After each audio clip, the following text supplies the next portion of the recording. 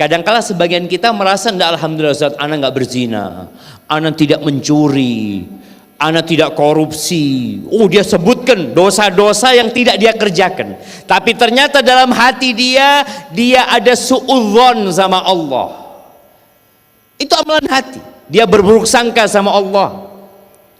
Dia tidak menerima takdir Allah. Dia ada iri dan hasad dalam hatinya. Maka berapa banyak orang yang berpikiran Allah itu zalim sama dia. Ustaz, ya apa Ustaz? Ana ini sudah sholat, ana ini sudah tahajud, ana ini sudah puasa sunnah, masa ana dikasih balak seperti ini sama Allah Azza wa Jal? Mungkin dia nggak ngomong, tapi dalam hatinya ada seperti kekecewaan kepada Allah. Allah itu lebih sayang sama kita daripada orang tua kita. Allah itu lebih sayang sama kita daripada pasangan hidup kita. Allah itu lebih sayang sama kita daripada anak-anak kita. Makanya ketika antum dikasih balak sama Allah, tetap Allah itu arhamur rahimin. Maka kita baca ya arhamar rahimin. Panggil Allah itu dengan nama-nama yang indah. Tapi ketika seorang hamba sudah kecewa sama Allah, merasa Allah menzalimi dia, dia lupa Allah kasih dua kaki sama dia. Dia lupa Allah kasih dua mata sama dia. Dia lupa Allah yang kasih otak dan akal sama dia.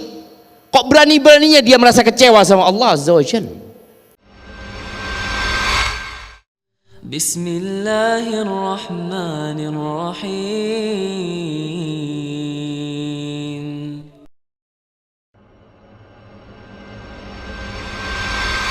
Kebanyakan kita itu peduli sama penampilan. Emak-emak nih, emak-emak itu lebih sering memandang wajahnya apa lebih sering memandang hatinya? Nah, di mana-mana bercermin, sampai di spion. Kadangkala mobilnya orang ini turun dari mobilnya, ternyata mobil sebelah kacanya kayak cermin jamaah. Itu sih didelok raini iki. Dia bingung, dia takut kelihatan nggak sempurna. Kata Nabi alaihi salatu wasallam, innallaha la yanzuru ila suwarikum wala ila amwalikum. Allah itu pencipta langit dan bumi ini. Dia tidak melihat kepada rupa kalian, tidak melihat kepada harta kalian. Beda ya, manusia itu kalau melihat orang biasanya dari rupa dan hartanya. Didelok gaya jam apa, larang jame. Sepatu nih dilihat, sepatu nih ku 40 juta. Mobilnya dilihat. Makanya kita lihat, kalau ada seorang pemuda ngelamar seorang perempuan, naik sepeda motor, naik Beat, ngelamar. Habis gitu, ada satu pemuda lain ngelamar, naik sing tipis-tipis gitu ya, mah. Kira-kira sing diterima sing endi? Yang tipis. Karena yang dilihat itu oleh manusia harta dan penampilan. Walakin Allah yandur ila qulubikum wa a'malikum. Yang dilihat sama Allah itu hati kalian. Yang dilihat itu hatinya dan amal perbuatan kalian. Cuma ya itulah manusia. Rasul sallallahu alaihi wasallam pernah mengatakan khairun nas, orang yang terbaik. Menurut kita orang yang terbaik itu siapa? Di dunia ini selalu ada apa ya, lomba mungkin ya. Kalau di Surabaya ada lomba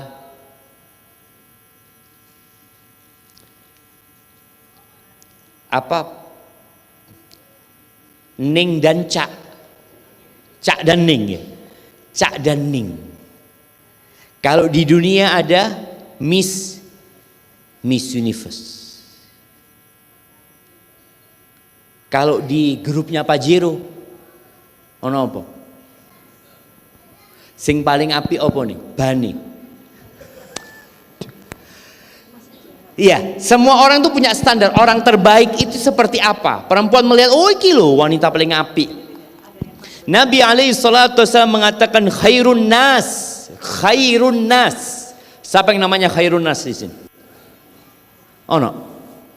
Kita kadang-kadang punya teman namanya khairun nas.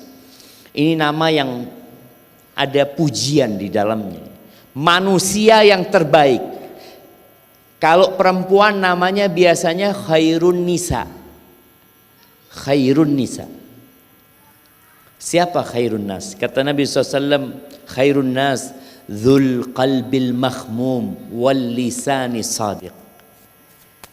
Sebaik-baiknya manusia itu adalah yang memiliki hati, yang memiliki jantung yang mahmum. Wal lisan as-sadiq, dan lisan yang jujur. Itu orang yang terbaik. Para sahabat tanya, ya Rasulullah, kalau orang yang jujur kita tahu. Karena orang yang jujur ini, ya dengan pengalaman kita tahu fulan, ya Allah fulan. Lek cerita, ojo dipercaya kabeh. Ada, kita punya sohib, ketahuan fulan ya inti ambil 20% lah. Sisanya hayalan biasanya. Ada orang seperti itu. Kita bermuamalah urusan harta ketahuan orang-orang yang bohong. Sedangkan hati al-mahmum ini apa ya Rasulullah? Kata Nabi SAW, huwa taqi. Hati yang mahmum adalah hatinya orang yang bertakwa. An-naqi, yang bersih. Bersih dari apa? Kalau orang jantungnya sehat itu nggak ada penyumbatan ya dalamnya ya, pompa jantungnya sehat. Tidak ada masalah. Ini orang nggak ada dosa di dalam hatinya. Wala baghya wala hasad. Nggak ada kedoliman di dalam hatinya dan tidak ada iri dan dengki. Makanya kalau bicara menjaga hati itu salah satunya menjaga dari dosa. Dosa hati ini beda dengan dosa fisik. Kadangkala sebagian kita merasa enggak, alhamdulillah Ustaz, ana enggak berzina, ana tidak mencuri, ana tidak korupsi. Oh, dia sebutkan dosa-dosa yang tidak dia kerjakan. Tapi ternyata dalam hati dia ada suudzon sama Allah. Itu amalan hati. Dia berburuk sangka sama Allah. Dia tidak menerima takdir Allah. Dia ada iri dan hasad dalam hatinya. Maka berapa banyak orang yang berpikiran Allah itu zalim sama dia. Ustaz, ya apa Ustaz? Ana ini sudah sholat, ana ini sudah tahajud, ana ini sudah puasa sunnah. Masa ana dikasih balak seperti ini sama Allah Azza wa Jal? Mungkin dia nggak ngomong, tapi dalam hatinya ada seperti kekecewaan kepada Allah. Pantas kecewa sama Allah cuman. Mama,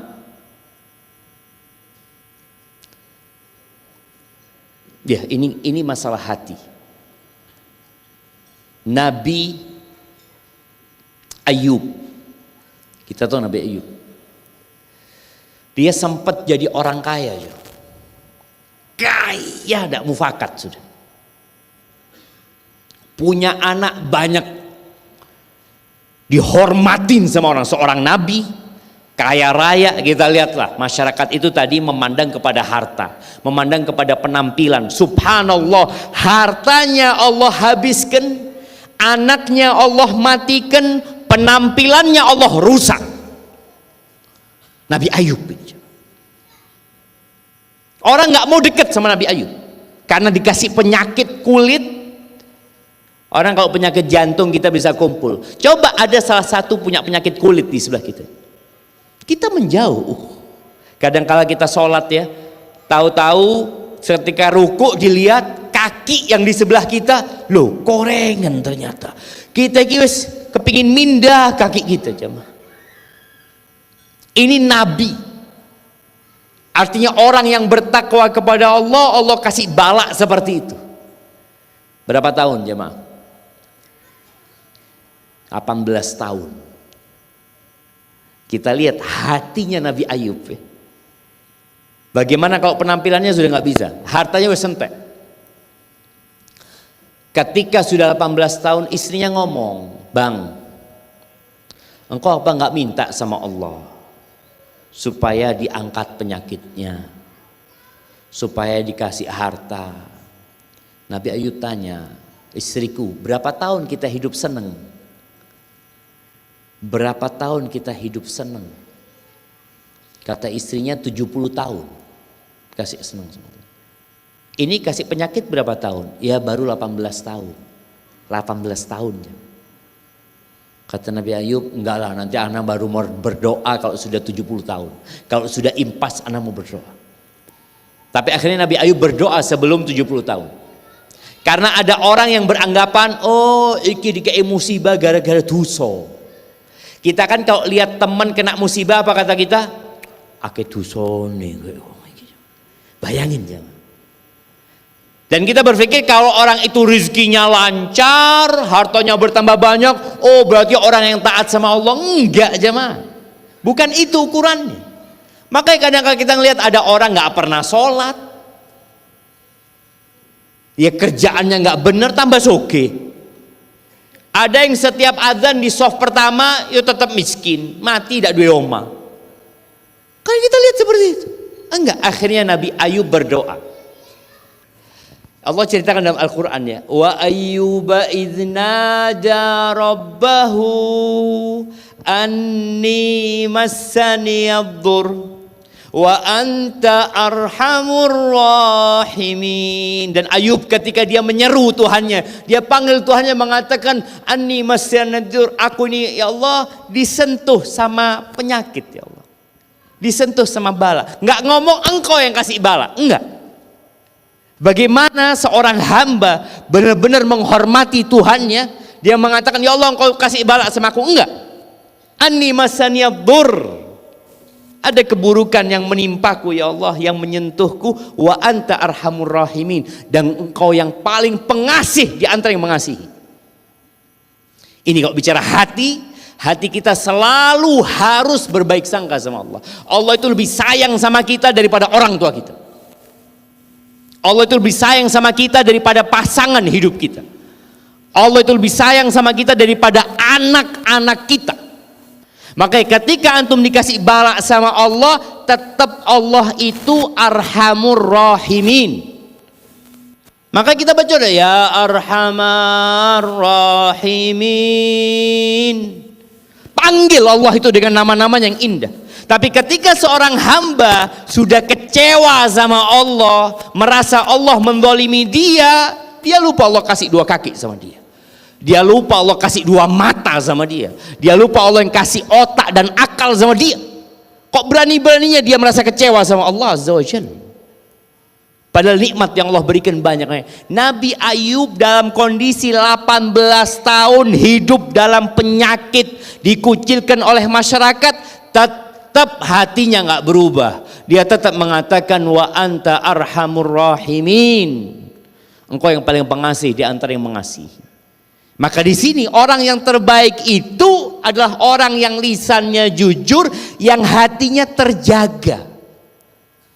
Terjaga dari dosa, terjaga dari suudzon, terjaga dari hasad, iri, dengki.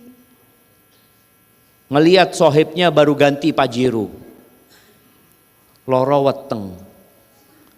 Kenapa kok bisa? Ada masalah di hati. Ana ingat anak punya adik, dia cerita, bang, aku ini tidak disopo baik tonggoku bang. Tidak disapa sama tetangganya. Dia punya tetangga, sering datang ke rumah, ketawa-ketawa, ngobrol. Kok setelah suaminya beli motor, itu tetangga lagi nggak senyum lagi. Setelah tetangganya beli motor yang sama, baru ketawa lagi.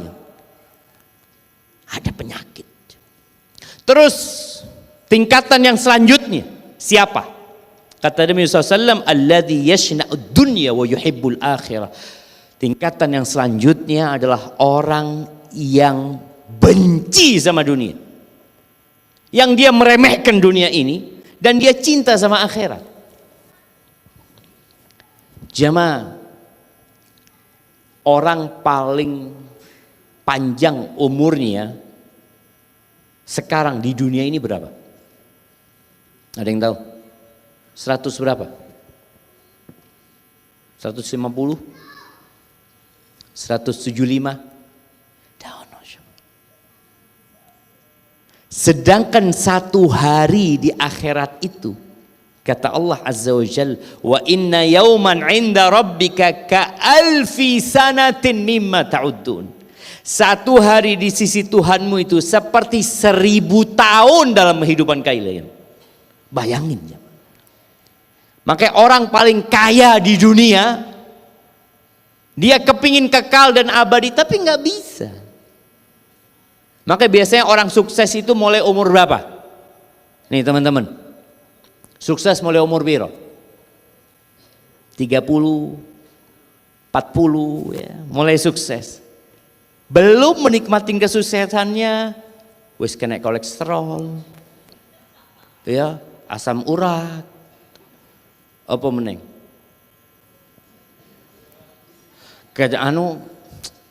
Syaraf kejepit. Wis banyak jemaah. Artinya ketika dia mau menikmatin harta, wis kayak penyakit ya Allah. Dan itulah kehidupan dunia jemaah. Makanya kalau kita cinta sama dunia, kita cinta sama tempat yang salah. Lo kok bisa antum cinta sama dunia? Lo nanti antum tinggalkan. Yang punya Apple siapa? Yang mati? Steve Jobs. Berapa hartanya ketika dia mati jemaah? Piro kira-kira? 2 T lebih kayak. 100 T lebih kayak. Bayangkan dia punya 100 T terus mati. Loh, gaya apa 100 T jemaah? Ditinggal sama dia. Maka kalau ada orang hatinya cinta sama dunia, maka salah dia. Contoh ya, bagaimana seorang laki-laki cinta sama pelacur dengan seorang pezina. Yang pezina ini, pelacur ini nanti ketemu sama fulan, ya kumpul sama fulan. Nanti fulan pergi kumpul sama orang lain. Fulan pergi kumpul sama orang lain. Fulan pergi. Seperti itu dunia ini. Dan dunia itu sudah menceraikan banyak laki-laki. Ditinggal.